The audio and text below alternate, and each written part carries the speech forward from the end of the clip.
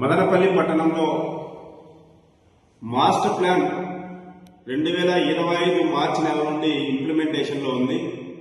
కానీ ఈ పట్టణంలో ఎలాంటి కన్స్ట్రక్షన్ జరిగితే కూడా ప్రభుత్వమైనా ప్రైవేట్ అయినా ఏ కన్స్ట్రక్షన్ అయినా మాస్టర్ ప్లాన్కి అనుకూలంగానే జరగాల్సినటువంటి పరిస్థితి. ఈ నేపథ్యంలో మున్సిపల్ నిధులు దాదాపు 1,30,00,000 రూపాయలతో మదనపల్లి టమోటా మార్కెట్ నుండి బ్రహ్మంగారు గుడి వరకు డ్రైన్ కన్స్ట్రక్షన్ కూడా జరుగుతుంది.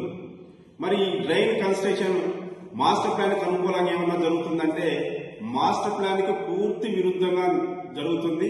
కదిరి రోడ్డు మాస్టర్ ప్లాన్ నిబంధనల ప్రకారం 100 అడుగుల వెడల్పు రోడ్డు నిర్మాణం జరగాలి. కానీ మాస్టర్ ప్లాన్ ఇంప్లిమెంటేషన్ లో ఉన్నప్పటికీ కూడా మున్సిపల్ అధికారులకు తెలిసి జరుగుతుందో తెలియకుండా జరుగుతుందో తెలియదు. కానీ దాదాపు 60-70 అడుగులకు రోడ్డు వెడల్పు ఉంటే రోడ్డు కానుకొని ఈరోజు డ్రైనేజ్ కాలంలో కన్స్ట్రక్షన్ చేస్తున్నారు.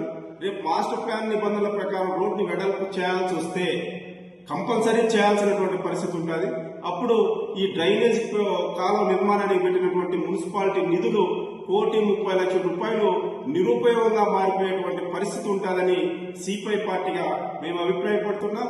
దీన్ని వెంటనే ఆపాలి, లేదంటే మాస్టర్ ప్లాన్కి అనుకూలంగా ఆ డ్రైనేజ్ ని నిర్మాణం చేయాలని ఈరోజు పీజీఆర్ఎస్ లో మా జిల్లా డిఆర్ఓ గారికి సిపిఐ ఆధ్వర్యంలో రిప్రజెంటేషన్ కూడా ఇవ్వడం జరిగింది. ఇప్పటికైనా సంబంధిత అధికారులు స్పందించాలి.